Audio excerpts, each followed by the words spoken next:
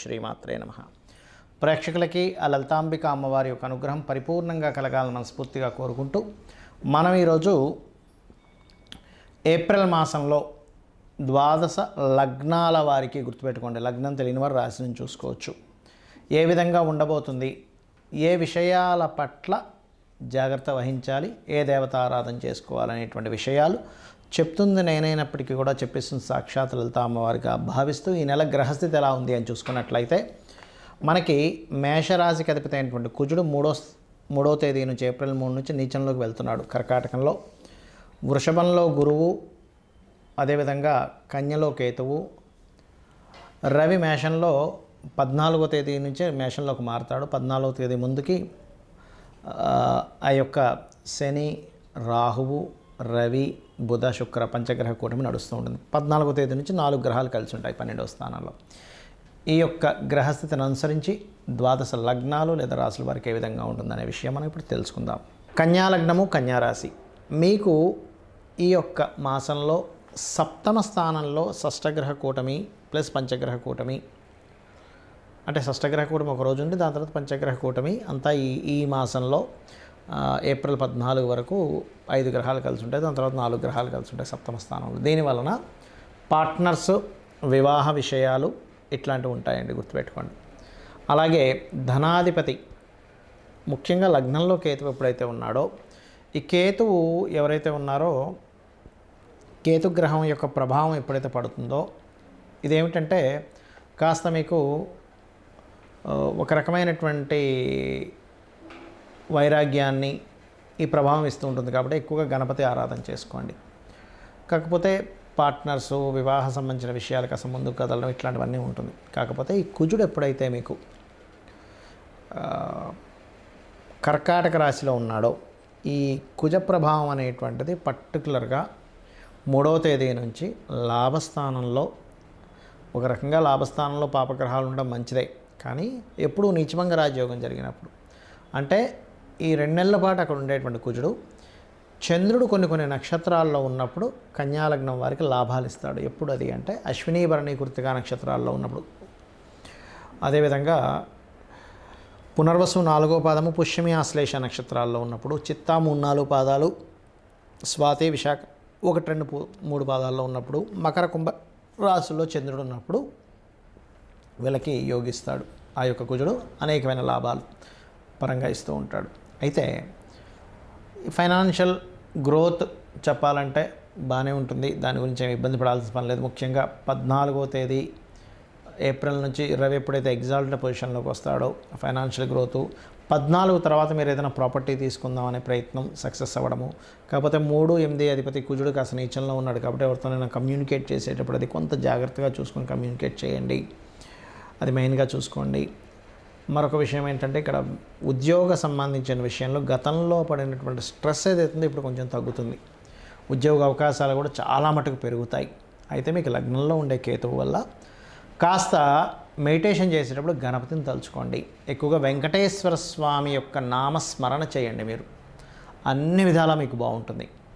ఇక గోవులకి కాస్త క్యారెట్స్ తినిపించడం, ఎందుకంటే లాభస్థానంలో కుజుడు నీచంలో ఉన్నాడు కదా, కాస్త క్యారెట్స్ తినిపించడం, ఇటువంటి పరిహారాలు చేసుకుని అన్ని విధాలా మీకు బాగుంటుంది. చాలామందికి ఈ కొత్త సంవత్సరం రాబోతుంది కదా, శ్రీ విశ్వవసు నామ సంవత్సరము. ఈ సంవత్సరంలో మేము ఏం చేస్తే ఇబ్బంది పడకుండా ఉంటాము. అయితే ఒక్కటి గుర్తుపెట్టుకోండి, చాలామంది ఏమంటున్నారంటే ఈ విశ్వవసునామ సంవత్సరం ప్రారంభంతోనే షష్టగ్రహ కూటమి, దానివల్ల మొత్తం ఏదో రోగాలు వచ్చేస్తాయి, కరోనా కంటే భయంకరమైన రోగం వస్తుంది అంటున్నారు. కానీ అంత ఏమీ ఉండదు. ఏదైనా చిన్నవి ఏమైనా వచ్చిపోతాయి, కానీ కరోనా కంటే భయంకరమైన రోగం అస్సలు రాదు, మీరు రాసి పెట్టుకోవచ్చు. ఒకటి. రెండవది ఏంటంటే ఇక్కడ గుర్తుపెట్టుకోవాల్సిన అంశం, కొత్త సంవత్సరంలో అసలు మీరు ఏమి చేస్తే ఇబ్బంది పడకుండా ఉంటారు. ఎందుకంటే ఒకవైపు మనం చూస్తున్నట్లయితే జాబ్స్ తగ్గుతూ వస్తున్నాయి. మనం ఆల్రెడీ 2.5-3 సంవత్సరాల క్రితమే అమ్మవారి అనుగ్రహంతో ప్రిడిక్ట్ చేయడం జరిగింది. జాబ్స్ సంబంధించినవి తగ్గుతూ వస్తుంటాయి. ఓన్గా చేసుకుంటుండాలి, ఏదైనా ఓన్గా మీకు మీరుగా ఏం చేసుకోగలరు పార్ట్ టైంలో, అప్పుడే మీకు ఫైనాన్షియల్ గ్రోత్ ఉంటుందని చెప్పుకున్నాం. అయితే ఇక్కడ నేను చెప్పేది ఒకటే, ఈ కొత్త సంవత్సరం మొదలుతో శని మార్పు వల్ల కొంతమందికి అర్ధాష్టమ శనులు, అష్టమ శనులు, ఏలినాటి శనులు వస్తూ ఉంటాయి. ఈ శని యొక్క ప్రభావం మీకు పాజిటివ్గా పనిచేయాలి అంటే ఒకటే గుర్తుపెట్టుకోండి, మీరు ఎట్టి పరిస్థితుల్లో కూడా మధ్యాహ్నం పూట నిద్రపోవడం చేయకండి. మీ పరిసరాలు నీట్గా ఉండేలా చూసుకోండి. ఇండ్లు కానీ ఆఫీస్ కానీ ధూళి దుమ్ము ఎక్కువ ఉండకూడదు. ఎక్కడైతే ధూళి దుమ్ము, బద్ధకము, నిద్రపోవడము, పోస్ట్పోన్ చేయడము, సరే వాళ్ళు చేద్దామని అనుకున్నది రేపటికి పోస్ట్పోన్ ఎవరైతే చేస్తూ ఉంటారో వాళ్ళకి ఖచ్చితంగా శని యొక్క ప్రభావం పెరుగుతుంది. దానివల్ల వాళ్ళు ఫెయిల్యూర్స్ ఎక్కువ చూస్తారు. ఒకటేంటంటే చాలామందికి ఉన్న అపోహ ఏంటంటే ఏలినాటి శని, అర్ధాష్టమ శని, అష్టమ శని అప్పుడు ఏ పని కాదనుకుంటారు. అది తప్పు. నేను మీకు గతంలో ఆల్రెడీ చాలా ఉదాహరణలు చెప్పాను. స్వర్గీయ ఎన్టీ రామారావు గారు కావచ్చు, చంద్రబాబు నాయుడు గారు కావచ్చు, జగన్ గారు కావచ్చు, ఎవరైనా సరే పిఎం మోడీ గారి దగ్గర నుంచి కూడా అందరూ ఏలినాటి శనుల్లోనే పిఎంలు సీఎంలు అయ్యారని. కాబట్టి మిమ్మల్ని ఎక్కడా కూడా మీ విజయాన్ని ఆపదు, లేట్ స్లో చేస్తుంటుంది అంతే. అది మెయిన్గా గుర్తుపెట్టుకోండి. అలాగే నిద్రపోకుండా ఉంటుండండి. మధ్యాహ్నం పూట రాత్రి సమయంలో పడుకోవచ్చు, దానికి అభ్యంతరం లేదు. కాకపోతే యువకులకి మాత్రమే ఇది. చిన్నపిల్లలకి, ముసలి వాళ్ళకి, రోగిస్తులకి, స్త్రీలకి ఇది సంబంధం లేదు. ఎందుకంటే వాళ్ళు పొద్దున్నే నిద్ర లేచి కొన్ని పనులు ఉంటాయి, కొంతమంది అనారోగ్య సమస్యలు ఉంటాయి. అలాంటి వాళ్ళకి ఏలినాటి శని, అర్ధాష్టమ శని, అష్టమ శని నడుస్తున్నా వాడికి ఏమి ఇబ్బంది ఉండదు. ఇక రెండో విషయం ఏంటంటే చాలామందికి ఈ సంవత్సరం ఏం చేస్తే కలిసి వస్తుంది అనేటువంటిది ఒక ఆలోచన ఉంది. ఎక్కువగా గణపతి ఆరాధన. ఎందుకంటే న్యాచురల్ 5th హౌస్లోకి కేతు వస్తున్నాడు. గణపతిని ఎంత ఆరాధిస్తే అంత బాగుంటుంది. నిత్యము ఇంట్లో దీపారాధన, పంచోపచార పూజతో పాటు ఒక ఆలయానికి, ఏదైనా మీకు ఇంటికి దగ్గరలో ఉండే ఆలయానికి రోజు వెళ్ళిరండి. 100% క్లియర్ అవుతుంది. దీంతోపాటు శనివారము లేదా మంగళవారము కొబ్బరికాయ కొట్టండి ఆలయానికి వెళ్ళి, ఖచ్చితంగా మార్పు వస్తుంది. అలాగే మరొక విషయం ఏంటంటే ఇక్కడ మీరు అర్థం చేసుకోవాల్సిన విషయము, ఈ గోవులు ఉంటాయి, గోశాలకు వెళ్ళి గోవులకి బెల్లము తినిపించండి. 100% మీకు శని ప్రభావం ఏదైనా ఉన్నా సరే పూర్తిగా తగ్గుతుంది. వీటితో పాటు మీకు అసలు మీ జన్మజాతకంలో ఏ మహాదశ నడుస్తుంది, ఏ అంతర్దశ నడుస్తుంది, దానికి ఎటువంటి పరిహార మార్గం చేసుకోవాలి, ఇవి మీరు బాగా అర్థం చేసుకోండి. ఇది పర్టికులర్గా చూసుకోండి. ఏంటంటే ఎవరైతే ఈ బెల్లం తినిపిస్తారో సకల దేవతల యొక్క అనుగ్రహం కలుగుతుంది. కాబట్టి ఇవి గనక పాటించగలిగితే మీకు ఒకవేళ ఏలినాటి శని, అర్ధాష్టమ శని, అష్టమ శని నడుస్తుంది. మీ కిందని పనిచేసేవారికి, పేదవాళ్ళకి ఏదైనా పంచుతూ ఉండండి. దేవతారాధనే చేయండి. ఈ పేదలకు సేవ చేయండి. ఇక్కడేమో దేవతా సంబంధించి చేయాలి, ఒకవైపు మానవ సేవ, మాధవ సేవ, కాబట్టి ఇవి కూడా చేయండి. ఖచ్చితంగా మీకు దాని యొక్క ప్రభావం అనేటువంటిది తగ్గుతుంది, గుర్తుపెట్టుకోండి.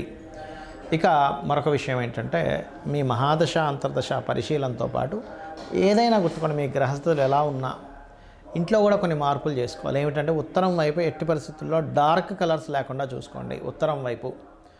అలాగే మరొక విషయం ఏంటంటే ఇక్కడ డార్క్ కలర్స్ లేకుండా చూసుకోవడం, ఉత్తరంలో కంప్లీట్ వైట్ కలర్ ఉండేలా చూసుకోవడం, ఆగ్నేయంలో ఒక చిన్న గ్రీన్ బల్బ్ పెట్టుకోవడము. సౌత్ సెంటర్లో బాత్రూమ్ ఉండకూడదు. సౌత్ సెంటర్, వెస్ట్ సెంటర్స్లో బాత్రూమ్ ఉండకూడదు. ఒకవేళ మీ ఇల్లు కనుక టిల్ట్ అయింది అనుకోండి, అప్పుడు వేరు, అది సౌత్ వెస్ట్ అవుద్ది. South west or west north west వైపే బాత్రూమ్స్ ఉండాలి, గుర్తుపెట్టుకోండి. ఆ బాత్రూమ్స్ ఉండే పొజిషన్స్ తప్పు ఉండడం వల్ల మీకు కెరియర్లో గ్రోత్ తగ్గడము, బెనిఫిట్స్ రాకపోవడము, ధనం, చాలామంది ఇళ్లలో ఉత్తరంలో బాత్రూమ్స్ ఉన్నప్పుడు ధనం నిలవకపోవడం జరుగుతూ ఉంటుంది. వాయువ్యంలో బాత్రూమ్స్ ఉన్నప్పుడు చాలా చిన్న ఏజ్లోనే అట్రాక్షన్స్కి గురవుతూ ఉంటారు. లేకపోతే బ్యాంక్ బ్యాలెన్స్ ఉండదు, వాయువ్యంలో బాత్రూమ్స్ ఉంటాయి. ఈ జాగ్రత్తలు తీసుకోండి. అదేవిధంగా నైరుతి బెడ్రూమ్లో క్రీమ్ కలర్ ఉండేలా చూసుకోండి. ఇవేంటంటే పర్టికులర్గా బేసిక్గా మీకు వాస్తుపరంగా కొన్ని విషయాలు మిమ్మల్ని బాగా సపోర్ట్ చేస్తాయి. తూర్పు, ఉత్తరం వైపు బాగా వెలుతురు ఉండాలి, నైరుతి వైపు వెలుతురు ఉండకూడదు. ఎందుకంటే అది పితృదేవతా స్థానం. అక్కడ పితృదేవతలకి వెలుతురు ఎక్కువ ఉంటే రారు, ఇంట్లో ఉండరు. ఎందుకంటే వాళ్ళు ఎప్పుడూ మన ఇంట్లో మన చుట్టూ ఎదురుతూ మనల్ని బ్లెస్ చేస్తూ ఉంటారు. ఆ బ్లెస్సింగ్స్ రాకుండా ఉంటాయి. కాబట్టి ఈ యొక్క విషయాల్లో జాగ్రత్తలు తీసుకోండి.